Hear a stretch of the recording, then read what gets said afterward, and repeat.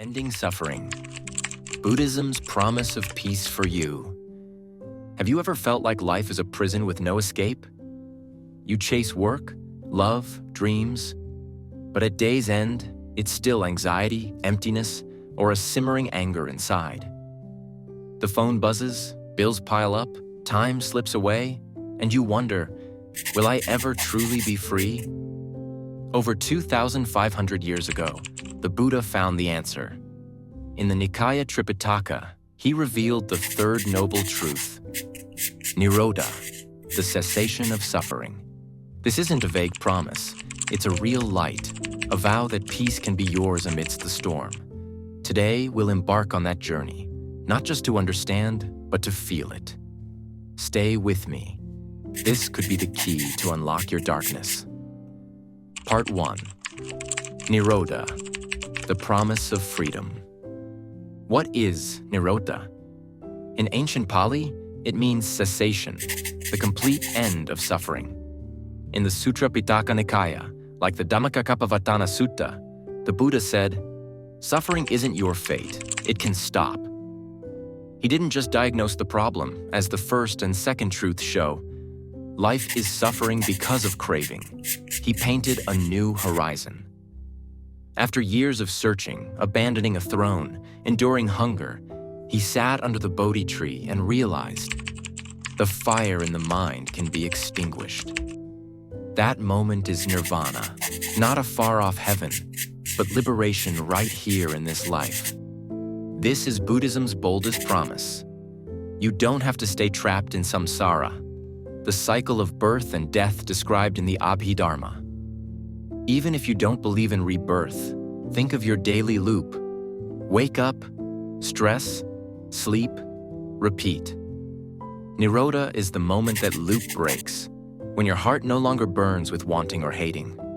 The Buddha didn't say, wait for the next life. He said, peace can come now. Part 2. Nirvana, peace beyond a dream. What's nirvana? Some think it's a paradise, a place you float to after death. But no. In the Sutra Pitaka Nikaya, the Buddha calls it coolness, the state when the fire of craving, tanha, dies out. Imagine walking through a desert, sun blazing, throat parched, then suddenly stepping into shade, cool water flowing by. That's nirvana, not a location, but a state of mind, when greed, hatred, and delusion vanish, leaving only profound stillness. The Abhidharma Nikaya explains, suffering stems from 3 poisons: greed, hatred, delusion. Greed pulls you toward pleasure. Hatred pushes you against pain. Delusion blinds you to the truth. Nirodha is when these 3 fires go out, not by escaping, but by letting go. Ever had a moment when all worries melted away? A quiet morning, just birdsong? That's a glimpse of nirvana. And the Buddha says it can last forever. Nirvana isn't a reward for the perfect. It's a destination for anyone daring to look within. The Vinaya Pitaka shows monks lived simply not to suffer, but to sever the vines of craving. The Buddha reached nirvana and he said, you can too. This isn't a dream. It's a truth you can touch. Part 3. Why suffering can end. But can suffering really end? The Buddha didn't guess, he lived it. In the Sutra Pitaka, he said, suffering isn't your essence. It's like dust on a mirror. Wipe it away and the truth shines. Craving isn't you. It's a habit. The Abhidharma analyzes, your mind is a stream, not a fixed rock. Change the stream, you change everything. Ever seen kids playing free of worry? That's the mind's natural state. Peace, buried under desire. Life's like a field, parched because we scorch it with tanha's fire. But let go, and wisdom's rain falls, the soul blossoms. The Buddha didn't say you must outmuscle suffering, he said you can release it. The Vinaya Pitaka shows even ordinary people, fishermen, craftsmen, reached Nirodha following him. If they could, why not you? Here's the profound part. Suffering isn't the enemy. It's a signal. It urges you to look deeper. The Buddha didn't teach fleeing.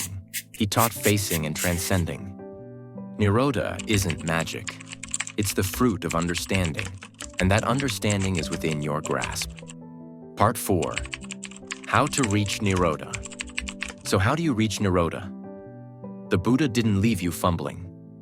The fourth noble truth, Magga, is the eightfold path, from right thought to right action to right meditation.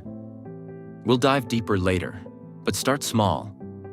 When you're stressed, traffic jams, arguments, endless scrolling, pause. Breathe. See the fire of craving in your heart. The Sutra Pitaka says, awareness is the first step. You don't need to quench it instantly, just notice it. You don't need to climb mountains or abandon everything. 5 minutes of stillness a day, one question. Can I let this go? That's the seed of nirvana. The Buddha said, Nirodha is attainable in this life. Not a distant dream, a door you can open. Imagine a day without inner conflict. That's true freedom. Closing. A call to action. What will you let go of today? What about you? What fire's burning you? Wanting more, anger at someone, or being lost? What will you release today to step closer to peace? Write it below. I want to hear your story. If this light touched you, hit like, subscribe, ring that bell. We'll continue this journey through the 4 noble truths from the Nikaya Tripitaka. Next time, what's the Eightfold Path? See you then. And remember, peace isn't far, it's within you.